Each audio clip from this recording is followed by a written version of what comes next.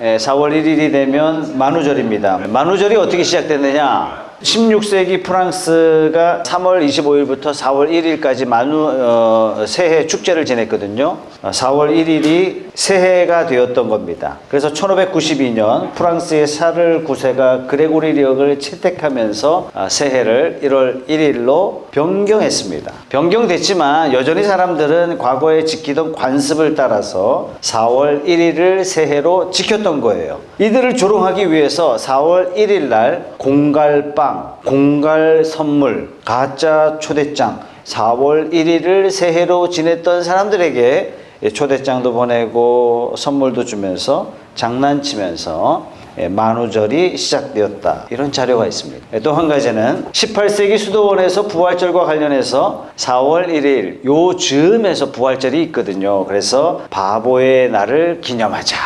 왜 바보의 날이냐? 사탄이 예수의 적들을 부추겨서 예수님을 십자가에 못 박으면 하나님의 계획은 다 물거품된다. 사탄이 승리한다. 그런 줄 알았는데 하나님께서 십자가 죽음을 통해서 예수 믿는 자에게 죄를 용서하시고 믿는 자마다 구원받는 길을 열어놓으신 거예요.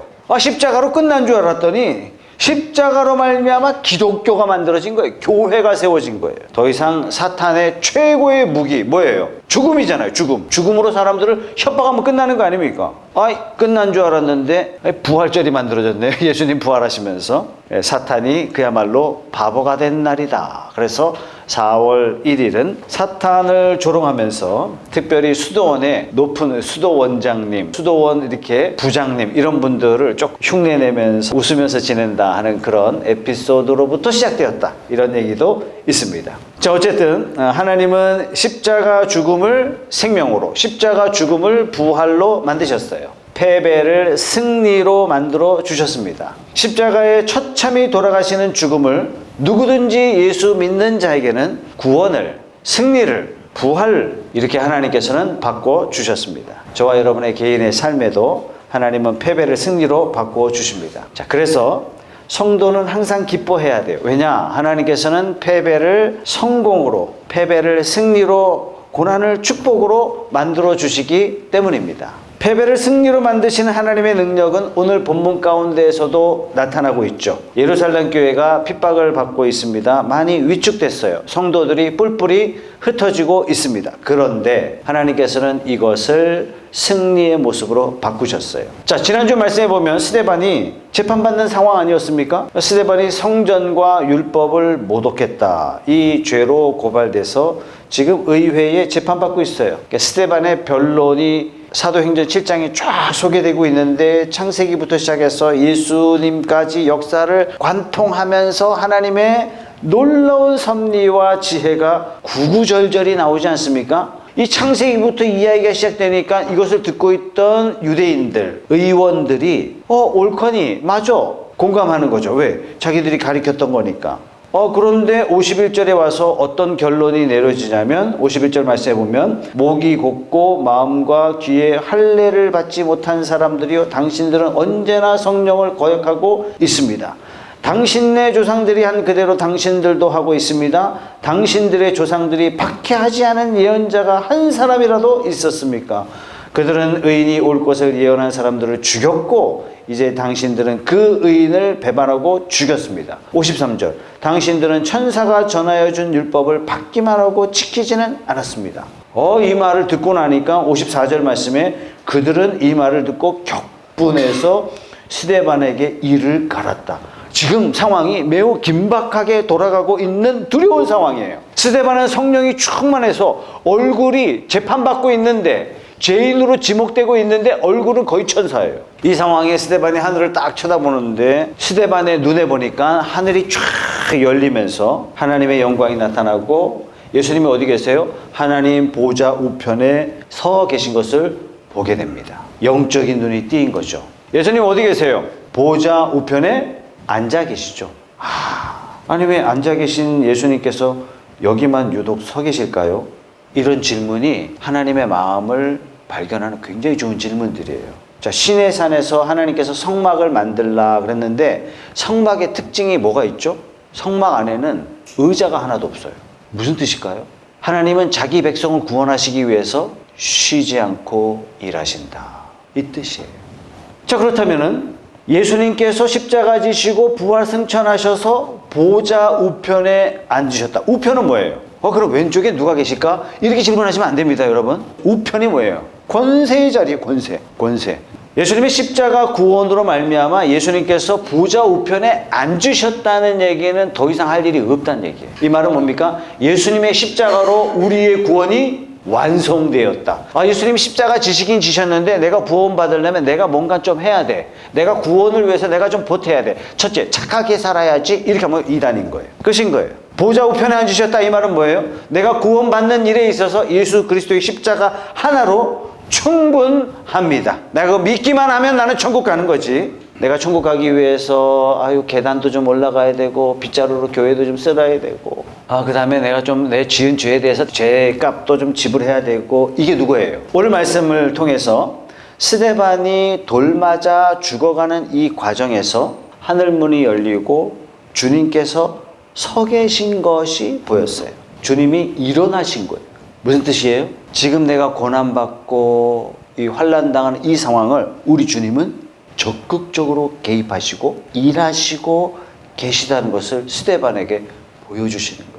네가 지금 허투루 죽는 것이 아니다. 우리도 가끔 기도할 때 이런 생각이 들 때가 있죠. 너무 삶이 힘든데 기도했는데 하나님 잠잠하신 것 같고 심지어는 하나님이 안 계신 것 같기도 할 때가 있잖아요. 그런데 오늘 이 말씀을 통해서 주님께서는 스데반에게 보여주셨던 것처럼 지금 내 문제에 하나님은 적극적으로 개입하시고 적극적으로 관심을 가지시고 지금 일하시고 계시는구나 믿으시기 바랍니다. 아멘. 스데반이 눈에 보이는 대로 말합니다. 56절 보세요. 보십시오. 하늘이 열려있고 하나님의 오른쪽에 인자가 서 계신 것이 보입니다 하고 말하였다. 아주 이 말이 결정타가 됐어요. 여러분, 하나님 우편은 어떤 곳이에요? 가장 영광스러운 자리인데 이 영광스러운 자리에 누가 계세요? 자기들이 십자가에 못 박아 죽인 예수가 하나님의 가장 영광스러운 우편에 앉아 있다고? 그러면 예수님 어떤 분이에요? 의인이고. 그럼 예수님 누가 죽였어요? 우리가 죽였고. 그럼 의인을 죽인 우리 누구예요? 우린 죄인인 거예요. 이 소리를 듣고 57절 보세요. 사람들은 귀를 막고 더 이상 안 들으려고 그래요. 큰 소리를 지르면서 일제히 스데반에게 달려들어 어떻게 한다고요? 돌로 쳐 죽이려고 한다고요. 사람들이 갑자기 흥분해서 우발적으로 스데반을 죽인 게 아니라는 사실이 58절에 나옵니다. 그를 성 바깥으로 끌어내서 돌로 쳤다. 증인들은 옷을 벗어서 사울이라는 청년의 발 앞에 두었다. 증인들이 나오죠. 증인들이 옷을 벗어서 사울이라는 청년, 이 사울이라는 청년이지만 신분이 굉장히 높은 사람이에요. 로마 심의권자예요. 이 재판에 옷을 벗었다. 옷은 뭐예요? 신분을 상징해요. 내 신분을 걸고 이 사람을 죽여도 좋다는, 이 사람이 죄인이다라는 거에 대해서 증인이 되겠습니다. 그러면서 자기 옷을 벗어서 사울의 발 앞에 던지는 거예요. 그러면 사울은 옷을 딱 받았어요. 이 무슨 뜻이에요? 이 사람을 죽여도 좋다. 모든 결정을 누가 내린 거예요? 사울이 승인하는 거예요. 다시 말해서 스데반은요, 우발적으로 사람들이 갑자기 감정이 확 일어나가지고 죽은 게 아니다. 공식적인 절차를 밟아서, 여기서 공식적이란 말은 뭡니까? 유대 사회가 죽인 거예요. 이스라엘 국가가 스데반을 죽인 겁니다. 우리 예수님께서도 사람으로는 견디기 힘든 십자가에 못 박혀 처참한 죽음을 죽으셨어요. 오늘 말씀에는 기독교 최초의 순교자 스데반이 돌 맞아 죽는 처참한 상황이 펼쳐지고 있습니다. 그런데 이 스데반의 죽음을 기점으로 기독교가 대대적으로 탄압을 받기 시작해요. 특별히 헬라파 사람들은, 제 사도행전을 쓴 사람이 누구죠? 누가잖아요. 누가가 헬라파 사람이에요. 헬라파 사람들은 말도 다르고 행동거지도 다르고 옷 입고 다니는 것도 다르고 다 다르니까 수많은 헬라파 사람들을 딱 보면은 이 사람들은 누구다? 예수쟁이다. 대본에 눈에 그냥 들어오는 거예요. 이 사람들이 예수님이 부활하시고 오순절 마가 다락방에 성령이 내리시기 시작하면서 해외에 사는 많은 유대인들이 지금 예루살렘에 주저앉아 살고 있는데 탄압이 시작되자 딱 보면 누가 기독교인이다 드러나요? 헬라파 유대인들. 그래서 헬라파 유대인들이 대부분 잡혀가고 대부분 감옥에 투옥되고 대부분 고문당하기 시작합니다. 그래서 이 박해가 시작될 때 많은 기독교인들이 뿔뿔이 흩어져서 도망갑니다. 헬라파 유대인들이 몇 명이나 모였어요? 3,000명 믿었어요. 그 다음에는 5,000명 들어왔어요. 여자, 노인, 어린이는 제외됐다 그랬어요.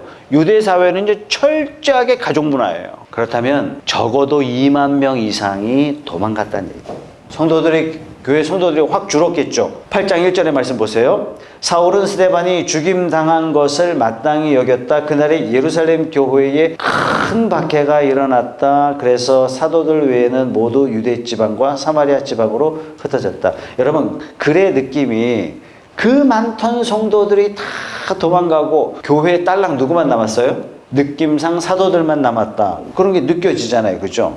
아마도 사탄은 유대인들을 부추겨서 교회를 핍박하고 교회를 박해하면 성도들은 사방천지로 흩어지고 결국 사도들밖에 남지 않는 미약한 교회가 되고 말 것이다. 그러면 우리가 승리한 것이다. 쾌재를 불렀는지 모르겠습니다. 이쯤 되면 교회가 없어지든지 심각하게 위축되든지 뭐 그래야 되는데 거꾸로 됐어요. 4절 말씀 다 같이 읽어보겠습니다. 시작. 그런데 흩어진 사람들은 두루 돌아다니면서 말씀을 전하였다. 모이면 모이는 대로, 흩어지면 흩어지는 대로 감당했어요. 가는 곳마다 복음이 전해지는 이런 계기가 마련되고 말았습니다. 패배를 승리로 만드시는 하나님은 지금도 역사하십니다. 아멘. 작은 불이 온 산을 태우잖아요. 흩어진 교인들이 가는 곳마다 복음의 불씨가 되어서 가는 곳마다 복음의 불을 피워내기 시작합니다. 그래서 사탄은 이번에도 바보가 되고 말았어요.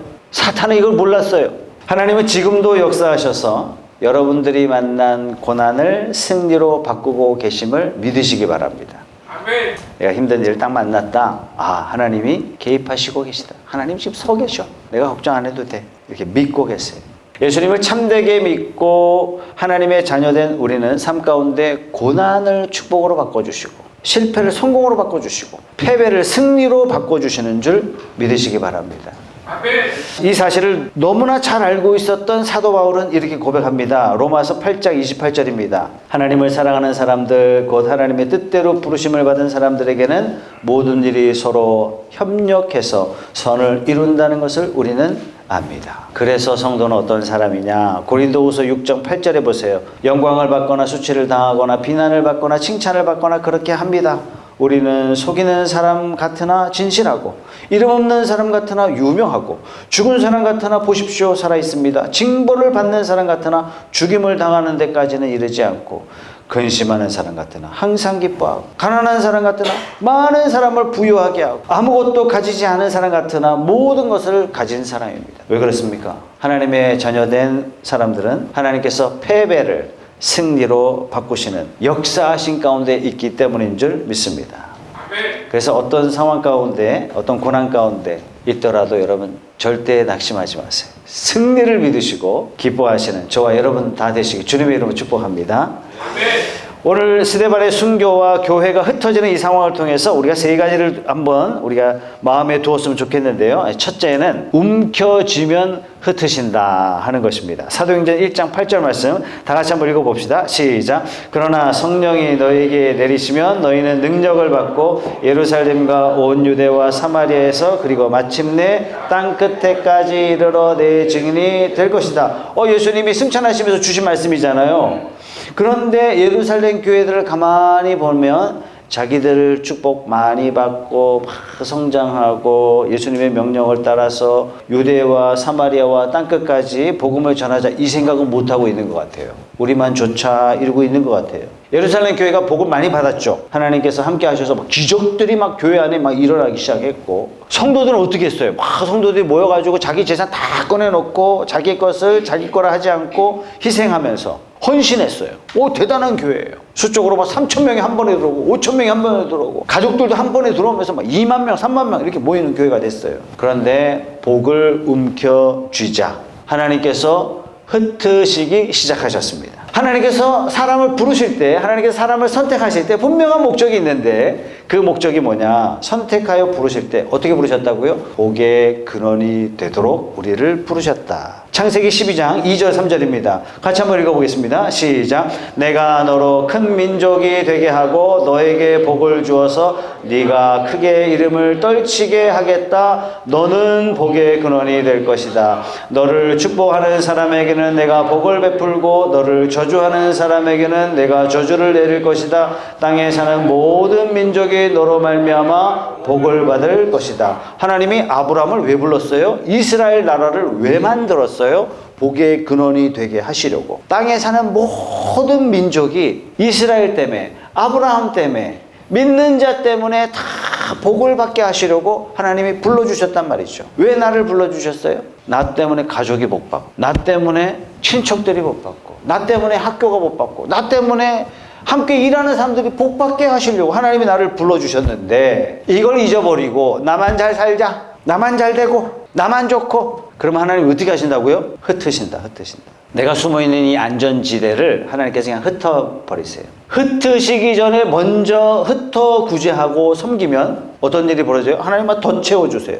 세례교인 되신 분들은 꼭 11조 헌금하시고, 뿐만 아니라 감사 헌금도 하시고, 뿐만 아니라 주일 헌금도 하시고. 신명기 16장 16절 보면은 이런 말씀이 있어요. 중간에 보면은 내 하나님 여호와께서 택하신 곳에서 여호와를 배웁되 어떻게 하라고요? 빈손으로 여호와 앞에 배웁지 말라. 빈손으로 하나님 앞에 나오지 말라. 각 사람이 내 하나님 여호와께서 주신 복을 따라서 그 힘대로 드려라. 하나님은 말씀하셨어요. 여러분에게 주신 물질과 시간, 건강 전부 다 마찬가지입니다. 흩어서 복의 근원이 되라고 주셨는데 하나님이 주신 것을 다 움켜쥐면 하나님 흩으세요. 모으고 모았는데 새는 구멍이 너무 많아. 이렇게 되는 거예요.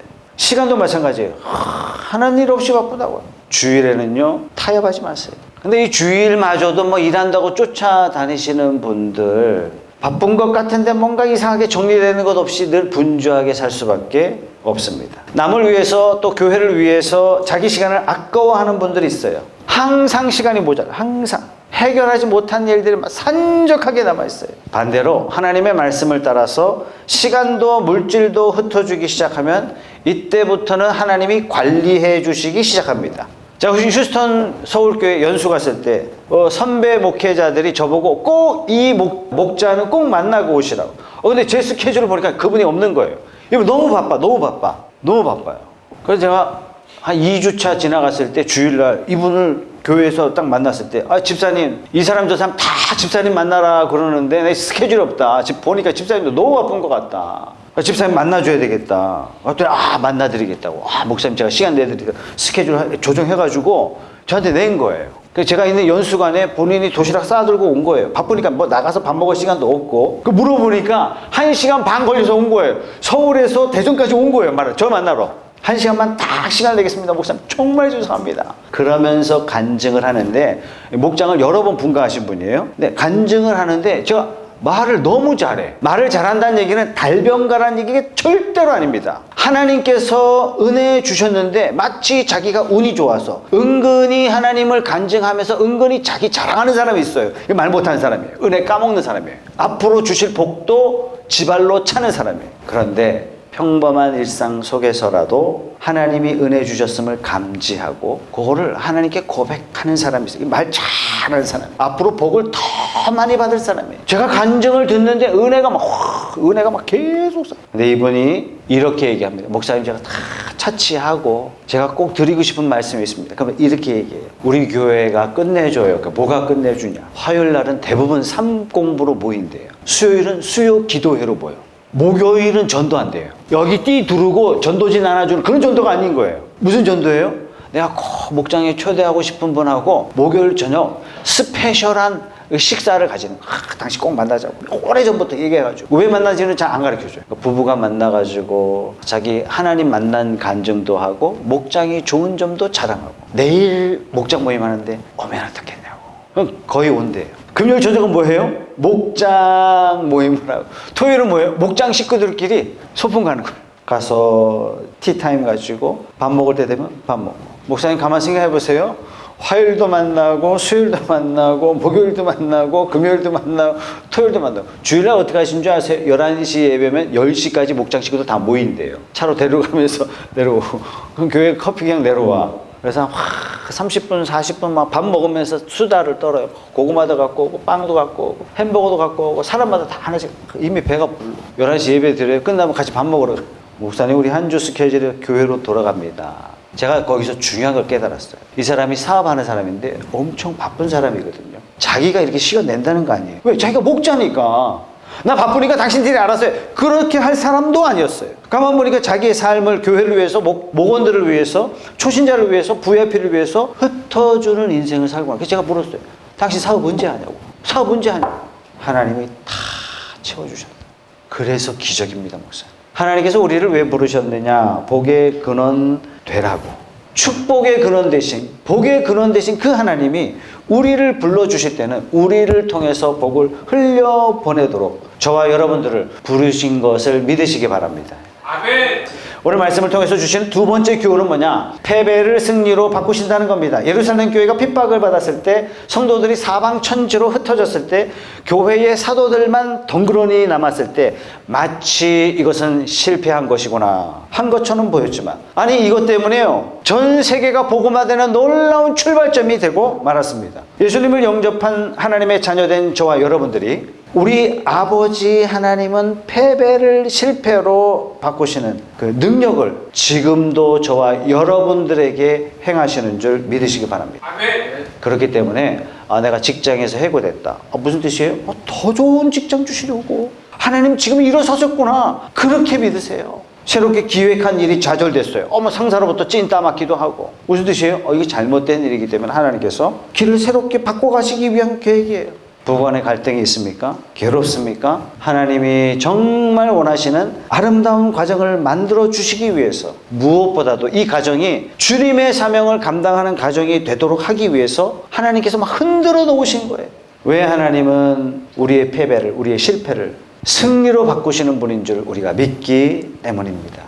우리가 만난 패배를, 우리가 만난 실패를 승리로 바꾸시는 분인 줄 믿기 때문입니다. 로마서 8장 28절 말씀 다 같이 읽어보겠습니다. 시작. 하나님을 사랑하는 사람들, 곧 하나님의 뜻대로 부르심을 받은 사람들에게는 모든 일이 서로 협력해서 선을 이룬다는 것을 우리는 압니다. 고난 만났어요? 기뻐하세요. 고난 만났어요? 힘든 일 만났어요? 실패했어요? 하나님께서 뭐 더 좋은 계획이 있으신가 보다.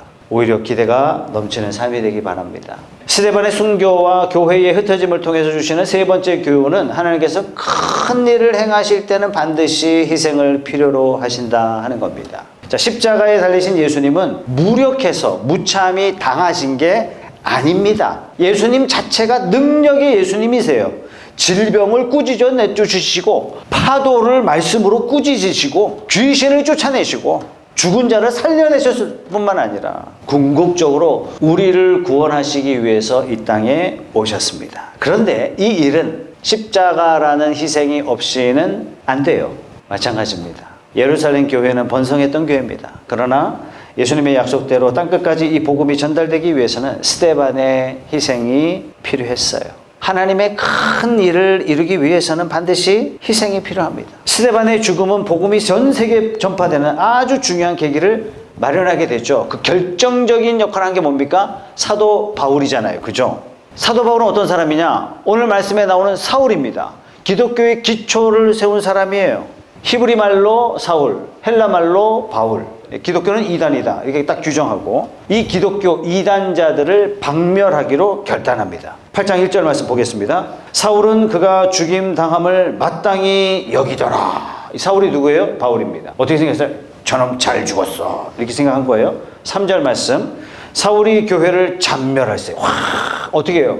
잔멸이 뭐예요? 잔멸. 마지막 하나까지 없애버린다는 얘기예요. 각 집에 들어가 남녀를 끌어다가 옥에 넘긴다. 여러분, 남자만 잡아가도 망하는데 남녀를 다 잡아갔어요. 사울이 어떤 사람이냐? 이 3절 하나로 사울의 성격을 알 수 있어요. 자기 일에 적극적이고 극단적인 사람이고 한번 하면 철두철미한 사람이고 애누리가 없는 사람이에요. 마치 악랄한 그 일제시대 순사를 사울에게 대입하면 거의 딱 맞을 것 같아요. 이렇게 되자 예루살렘에 더 이상 있을 수 없었던 성도들이 어디로 피난 갔느냐? 다마스커스로 피난 가게 됩니다. 그런데 이 보고를 사울이 들었어요. 그럼 사울은 어떻게 했어요? 좋아, 다마스커스로 쫓아가는 거예요. 예수쟁이들, 내가 씨를 말리고 말 테다. 체포영장, 그 다음에 수생영장 이거 발부받아가지고 다마스커스로 막 말 타고 가는데 빛 가운데 예수님이 나타나시고, 부활하신 예수님이 나타나셨어요. 나타나셔서 예수님이 사울아 사울아 네가 어찌하여 나를 핍박하느냐. 이 사울이 놀래가지고 땅바닥에 엎드려 도대체 누구십니까? 나는 네가 받게 하는 예수라. 부활하신 예수님을 만나서 사울이 180도 바뀌게 되죠. 사울이 이렇게 180도 바뀔 수 있었던 것은 스데반을 죽인 사건이 하나의 도화선이 된 결정적인 사건이 있었기 때문입니다. 자, 이 바울이 회심해서 25년 동안 예수 믿는 자로 삽니다. 그런데 이 사울도 스데반처럼 잡혀서 의회 앞에 재판을 받는 그런 상황이 벌어지게 돼요. 이 상황에서 어떻게 자기 자신을 변호했느냐? 22장 20절 말씀. 또 주의 증인 스데반이 피를 흘릴 때 내가 곁에 서서 찬송하고 그 죽이는 사람들의 옷을 지킨 줄 그들도 압니다. 뭐라고 얘기하는 거예요? 나는 살인자입니다. 저는 살인자입니다. 누구를 죽였다고요? 거룩한 하나님의 종을 죽이는 일에 내가 증인이 되었고 내가 승인했습니다. 사도 바울은요, 평생 이 사건이 떠나지 않는 거예요. 그래서 어떻게 고백합니까? 서신서 읽어보면 나는 죄인 중에 괴수입니다.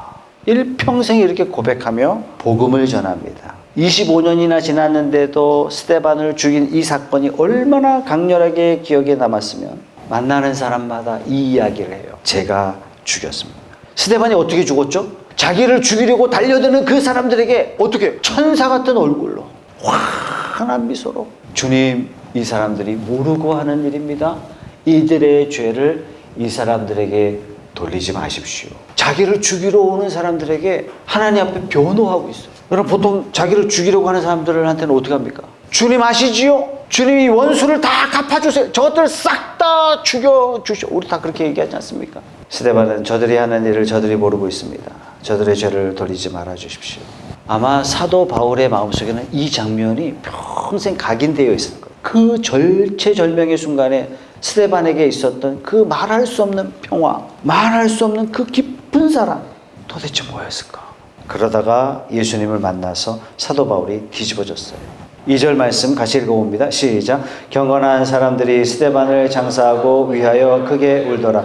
어쩌면 스데반도 자기가 왜 죽었는지, 어쩌면 장례를 치르고 있는 동료들도 스데반의 죽음은 좀 아깝다, 이렇게 생각할 수 있습니다. 다시 말해서 스데반이 죽은 것은 좀 의미 없이 죽은 건 아니냐, 낭비 같은 죽음은 아니었을까, 이런 생각을 충분히 할 수 있었을 겁니다. 그러나 패배를 승리로 바꾸시는 하나님께서 스데반의 죽음을 통해서 세계 각지에 복음이 퍼지게 하셨어요. 이 바울이라는 사람을 특별히 사용하셔서 하나님께서는 전 세계, 유럽이 복음화되는 일로 사용하셨습니다. 이 하나님이 지금도 저와 여러분들에게 역사하는 줄 믿으시기 바랍니다. 아멘. 우리가 힘들고 어려운 일 만날 때 우리 가끔 따지잖아요. 우리 예배도 잘 드리고 하나님 바라보고 있는데 하나님 왜 고난 중에 있습니까? 왜 하나님 나에게 이런 일이 일어나야 됩니까? 하나님 대답이 없으세요. 하나님의 뜻이 어디 있는지 모르겠어요. 그러나 분명한 한 가지 사실, 나도 모르고 여러분도 모르지만 하나님은 지금도 여러분의 삶 가운데 큰 일을 이루시기 위해서, 여러분이 만난 실패를 성공으로 바꾸기 위해서 일어서 계신 줄 믿으시기 바랍니다. 아멘. 모든 것이 협력하여 선을 이루어 가시는 줄 믿으셔야 됩니다. 그래서 우리가 어려운 일 만났을 때 왜 나에게 이런 일이 일어납니까? 라고 왜라고 질문하지 마시고 이때 어떻게 라고 질문하셔야 돼요. 하나님, 지금 이 상황에서 어떻게 하나님 앞에 나가야 될까요? 내가 어떻게 처신해야 됩니까? 내가 지금 어떻게 하나님 앞에 서야 됩니까? 저와 여러분의 삶 가운데 의미 없는 고난이란 없습니다. 우리가 고난 받는 만큼 우리를 변화시켜 주시고 고난 받는 만큼 우리에게 상급을 준비하신다는 사실을 기억하십시오. 야고보서 1장 2절의 말씀 다 같이 한번 읽어보겠습니다. 시작. 내 형제들아, 너희가 여러 가지 시험을 당하거든 온전히 기쁘게 여겨라. 이는 너희 믿음의 시련이 인내를 만들어내는 줄 너희가 알미라. 인내를 온전히 이루라. 이는 너희로 온전하고 구비하여 조금도 부족함이 없게 하려 함이라. 온전히 기쁘게 여기라. 무슨 뜻입니까? 의심 없이 기뻐해라. 고난 받고 있는데 하나님 명령이 기뻐해라. 어떻게 해요? 온전히 기쁘게. 어떻게 해요? 조금도 의심하지 말고 기뻐해라. 무슨 뜻입니까? 책임지게 걱정하지 마. 하나님 이렇게 말씀하시는 거예요. 베드로전서 4장 12절 말씀입니다. 다 같이 읽겠습니다. 시작. 사랑하는 자들아, 너희를 연단하려고 오는 불시험을 이상한 일 당하는 것 같이 이상히 여기지 말고 오히려 너희가 그리스도의 고난에 참여하는 것으로 즐거워하라. 이는 그의 영광을 나타내실 때 너희로 즐거워하고 기뻐하게 하려 함이라. 십자가에서 죽으신 예수님을 사망 권세 이기게 하시고 부활 승천하게 하심으로 말미암아 우리의 주 되게 하셨. 우리를 하나님의 자녀로 삼아 주셨습니다. 오늘 예루살렘 교회가 고난당하자 성도들 뿔뿔이 흩어졌어요. 그런데 이 사건을 통해서 전 세계 복음이 증거될 수 있도록 하나님께서는 하셨습니다. 우리가 섬기는 하나님은 내가 만난 패배를, 내가 만난 실패를 승리와 성공으로 바꾸시는 우리 하나님인 줄 믿으시기 바랍니다. 아멘. 우리 하나님이 이런 분이세요. 이런 분이세요. 그래서 우리 여러분 삶 가운데 작은 실패를 경험하거든 기도하세요. 하나님 도와주세요. 상황을 바꿔주십니다. 내 삶 가운데 역사하시기 때문에 어떤 일이 와도 우리 성도는요 실망할 필요 없어요. 어떤 절망스러운 상황을 만나도 굳이 좌절까지 할 필요는 없습니다. 왜냐하면 우리의 실망을, 우리의 실패를 기쁨으로 바꿔주시기 때문에, 우리의 실패를 성공으로 바꿔주실 것이기 때문에. 그래서 내가 만난 좌절을 통해서 하나님 새로운 길 열어주시려나 보다. 내가 만난 실패를 통해서 하나님께서 나를 더 복되게 하시려고 하시나 보다. 이런 믿음으로 이번 한 주간 기쁨으로 주님과 동행하는 한 주간 되시길 주님의 이름으로 축원합니다. 아멘. 함께 기도하겠습니다.